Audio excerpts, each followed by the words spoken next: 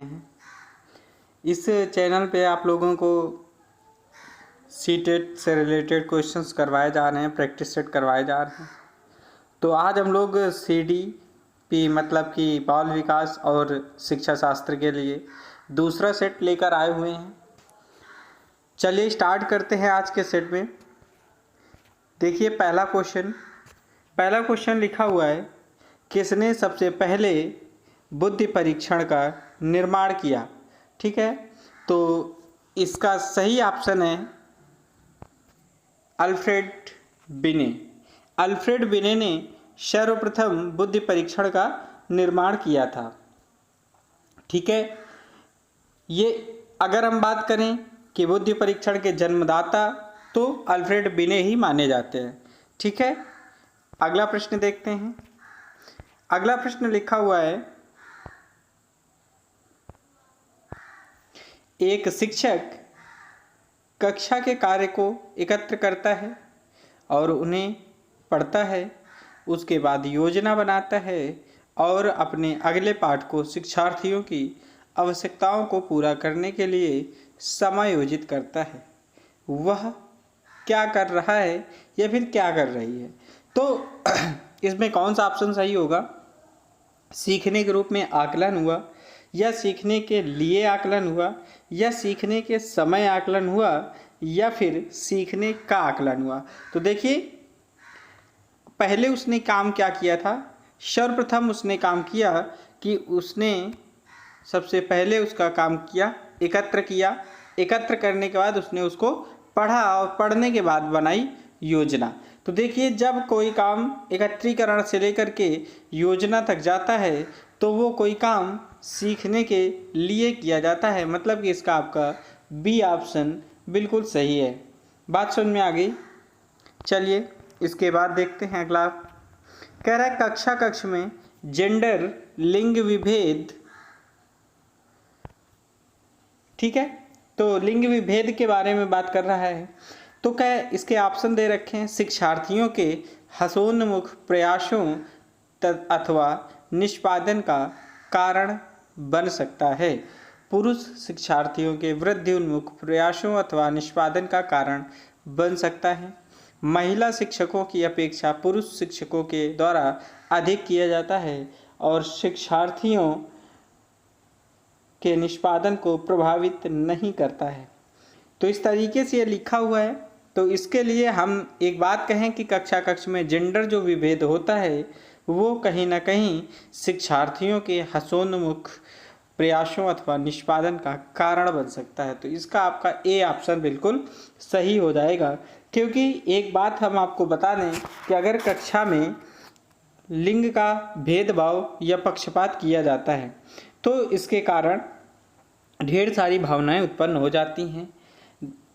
इन भावनाओं के कारण क्या होगा कि छात्रों में न्यूनता या हीनता का आभास होगा उन्हें कि हम हीन हैं या किसी चीज़ के संपन्न नहीं हैं। तो इस प्रकार से क्या होता है, छात्र छात्राओं में एक दूसरे के प्रति द्वेष भावना का भाव पैदा होता है। तो इसके लिए आपका ए ऑप्शन सही हो जाएगा। चलिए अगला लिखा हुआ है कि ध्वनि संबंधी जागरूकता निम्नलिखित में से किस क्षमता से संबंधित है। तो अगर ध्वनि संबंधी की बात कही गई है कि ध्वनि संबंधी क्षमता, ठीक है, तो संबंधित किससे हो सकता है? सही व धारा प्रवाह बोलना, जानना समझना व लिखना हो सकता है, या फिर व्याकरण के नियमों में दक्ष होना, या फिर ध्वनि संरचना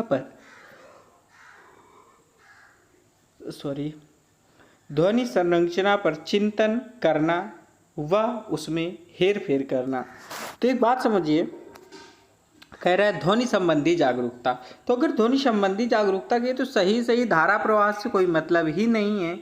जानना समझना व लिखना भी मैटर नहीं करता, व्याकरण तो इम्पोर्टेंस ही नहीं है इस आपके क्वेश्चन में। तो यहाँ पे आपका डी ऑप्शन सही हो जाएगा। कह रहा है कि ध्वनि संरचना पर चिंतन करना व उसमें हेर फेर करना। तो देखिए क्या हो सकता है कि जब व्यक्ति का जन्म होता है तो उसमें कुछ ना कुछ आनुवंशिकी लक्षण होते हैं। फिर उसके बाद वातावरण में आता है तो वातावरण से संबंधित होता है। तो क्या होता है कि जब जन्म होता है तो उसमें ढेर सारे पोषण और उसके जो वातावरण होते हैं उससे उसमें वृद्धि और विकास का प्रभाव पड़ता है। तो जब वृद्धि और विकास का प्रभाव वातावरण का उसमें पड़ेगा तो वातावरण की जो बोल भाषा है उसमें कहीं ना कहीं उस व्यक्ति का भी योगदान होगा। तो हम ये कह सकते हैं कि जो आनुवंशिकी होती है, आनुवंशिकी संरचना होती है जो, ठीक है, आनुवंशिकी संरचना तथा जो उनका पोषण होता है वो इससे क्या होता है, संबंधित होता है। तो वही इसका क्वेश्चन हो जाएगा। ठीक है, अगला देखिए। अगला कह रहा है प्रकृति पोषणविद निम्नलिखित में से किससे संबंधित है? तो व्यवहार एवं वातावरण से संबंधित है, या फिर वातावरण एवं जीव विज्ञान से संबंधित है, या फिर वातावरण एवं पालन पोषण से संबंधित है, या फिर आनुवंशिकी एवं वातावरण से। तो अभी अभी हमने आपको बताया कि जो प्रकृति पोषण होता है वो कहीं ना कहीं आनुवंशिकी से संबंधित होता है। अभी जो हमने आपको पहले वाले पे बताया है वो इसी से रिलेट कर जाएगा। ठीक है, आपको समझ में आ गया होगा हर चीज़। अगला देखिए, इसका डी ऑप्शन सही था। कह रहा है मानव विकास है। तो जो मानव का विकास होता है वो कैसा होता है? गुणात्मक होता है कि कुछ सीमा तक अमापनीय है, या फिर मात्रात्मक और गुणात्मक के दोनों है, या फिर केवल मात्रात्मक है। तो देखिए, जो मानव का विकास होता है आप इसको माप भी सकते हैं और उसकी गणना भी कर सकते हैं। तो वो आपका मात्रात्मक और गुणात्मक दोनों हो जाएगा। विकास मात्रात्मक और गुणात्मक दोनों होता है। अगला फिर लिखा हुआ है कि निम्न में से कौन सा समाजीकरण के निष्क्रिय एजेंसी है? ठीक है, तो समाजीकरण की अगर हम बात करें तो समाजीकरण की जो निष्क्रिय एजेंसी होती है कौन सी है? तो अगर समाजीकरण की बात करें तो बच्चे को समाजीकरण के लिए एक बात आप समझिए कि परिवार का होना इम्पोर्टेंट होता है। ठीक है, अगर वहीं इको क्लब की बात करें और स्वास्थ्य क्लब की बात करें तो ये भी इसके लिए इम्पोर्टेंट होंगे, क्योंकि इससे उनके समाजीकरण की जो सक्रिय संस्थाएं होती हैं वो यहीं से होती हैं। उसके बाद अगर सार्वजनिक पुस्तकालय की बात करें तो सार्वजनिक जो पुस्तकालय है इससे बच्चे का जो समाजीकरण है वो जरूरी नहीं कि वो वहीं से हो। तो इसका आपका सी ऑप्शन हो जाएगा। ठीक है, अगला देखते हैं। अगला लिखा हुआ है कि संज्ञानात्मक विकास निम्न में से किसके द्वारा समर्थित होता है? ठीक है, तो इसके लिए ऑप्शन दे रखे हैं, आप लोग पढ़िए इनको। जैसे पहला कह रहा है, देखिए पहली बात तो संज्ञानात्मक विकास की बात कर रहा है। तो संज्ञानात्मक विकास जो होता है वो आपका कहीं ना कहीं वातावरण से जो उसमें समृद्ध होता है, विविधतापूर्ण होता है, वहीं उपलब्ध होता है। तो इसका आपका बी ऑप्शन हो जाएगा सही, बिल्कुल सही हो जाएगा। उसके बाद कह रहा है निम्न में से कौन सा सीखने की शैली का एक उदाहरण है? अब देखिए, सीखने की शैली की अगर बात कर रहा है तो सीखने की शैली में क्या है जो उसका सीखने की शैली का एक उदाहरण हो सकता है? तो क्या संग्रहण हो सकता है, या तथ्यात्मक हो सकता है, स्पर्श संबंधी हो सकता है, या चाक्षुष हो सकता है? तो कमेंट करके आप लोग बताइए जल्दी से कि इसका कौन सा आंसर होगा। देखिए, अगर चाक्षुष की बात करें तो चाक्षुष का मतलब होता है ऐसा बोध जो नेत्र से होता है। ठीक है, तो हम ये कह सकते हैं कि इस प्रकार अगर हम इस प्रकार से सीखते हैं कि उसमें एक उदाहरण अच्छे से प्रस्तुत हो तो फिर बालक की शैली में, उसके माध्यम में, उसके विकास में बहुत ही प्रत्यक्षीकरण स्वभाव से उसको लाभ मिलेगा। तो यहाँ पर आपका एक उदाहरण अगर पूछा गया था कि सीखने की शैली का एक उदाहरण है तो वो चाक्षुष हो जाएगा। ठीक है, अगला देखिए। अगला लिखा है प्रेरणाएं अनुभूतियों के संतुष्टिकरण की अवस्थाओं तक पहुँचने और वैयक्तिक लक्ष्यों को प्राप्त करने की आवश्यकता को संबोधित करती हैं। तो क्या हो सकता है? भावात्मक प्रेरणाएं, ये संरक्षण उन्मुखी या फिर सुरक्षा उन्मुखी या प्रभावी। तो एक बात समझिए कि अगर किसी भी प्रेरणानुभूतियों के संतुष्टिकरण की अवस्थाओं तक पहुंचने के लिए, वैयक्तिक लक्ष्यों को प्राप्त करने के लिए आवश्यकता को संबोधित करती है तो वो भावात्मक होगी आपकी। भावात्मक प्रेरणा जब तक आप में नहीं जगेगी तब तक आपको संतुष्टि नहीं मिलेगी। ठीक है, तो देखिए हम लोगों ने एक हमारा चैनल है दूसरा SSB क्लासेस खजुआ के नाम से बना हुआ है। आप लोग इसको YouTube में सर्च कीजिए। इस चैनल में आप लोगों को सुपर टेट के लिए स्पेशली पढ़ाया जा रहा है। इसमें सुपर टेट की सारी क्लासेस 1 जून से स्टार्ट होंगी। और दूसरी चीज़, यहाँ पर सुपर टेट में जो भी सब्जेक्ट कवर होते हैं वो कहीं ना कहीं हम बात करें तो 6 से लेकर के 12th तक के होते हैं। तो हम लोगों ने उस पर 6 से 12th तक के भी सब्जेक्ट कवर करने के लिए एक स्पेशल सीरीज बना के रखी हुई है। 1 जून से हर एक क्लासेस स्टार्ट होंगी।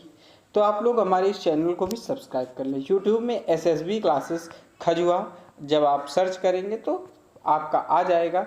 ठीक है, उस पर यही आपकी DP लगी हुई होगी। अभी सिर्फ एक ही वीडियो पड़ा है जिस पे इंट्रो बताया गया है। ठीक है, अब उसके बाद हम लोग डिस्कस करेंगे जब आगे, तो आगे 1 जून से क्लासेस स्टार्ट करेंगे। अगला क्वेश्चन देखते हैं। तब तक अगला क्वेश्चन कह रहा है एक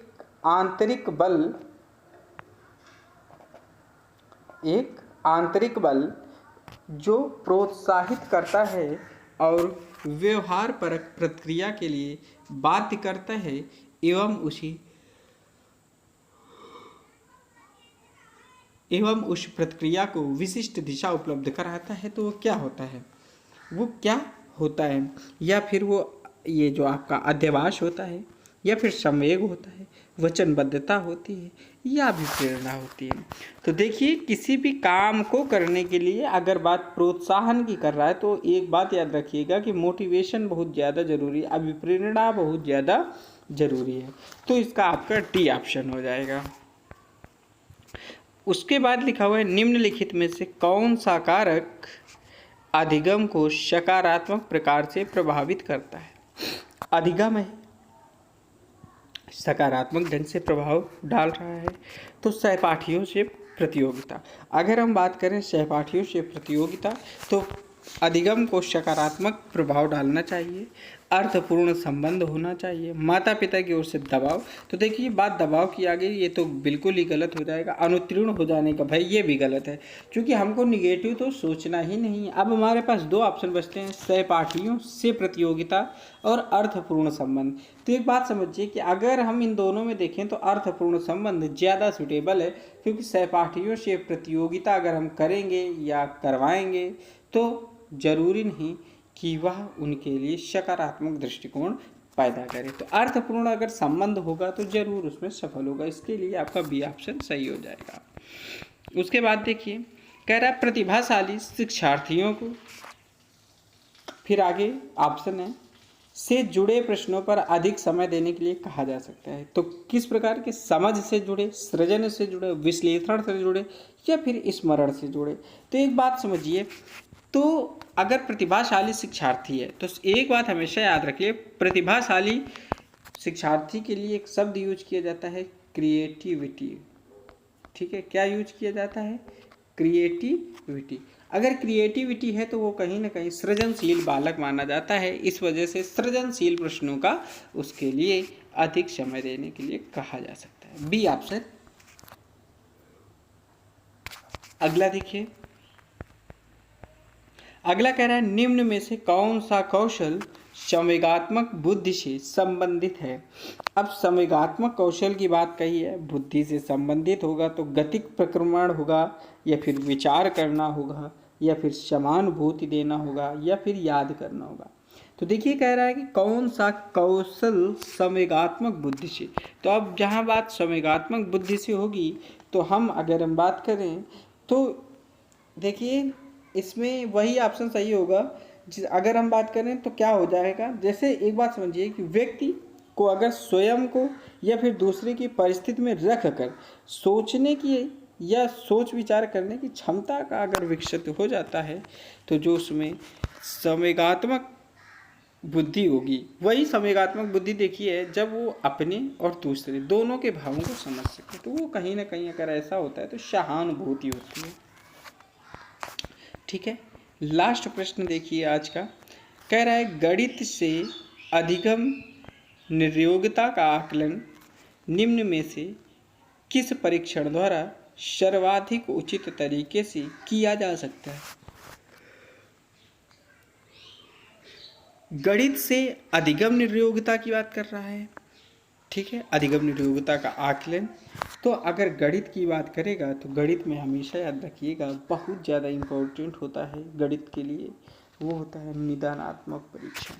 अगर निदानात्मक परीक्षण की बात करें तो इसमें क्या होगा, मुख्यतः अगर हम निदानात्मक परीक्षण की बात करें तो इसमें मुख्यतः क्या हो सकता है, अधिगम जो निर्योग्यता होती है, ठीक है, उसका जब आकलन या परीक्षण किया जाता है तो इस स्थिति में व्यक्ति के विषय पर कमजोरी और उसकी मजबूती का हम लोग पता लगा लेते हैं, और इसको पता लगाते ही हम यह सूचना दे सकते हैं कि बच्चा होशियार है या फिर थोड़ा सा कमज़ोर है।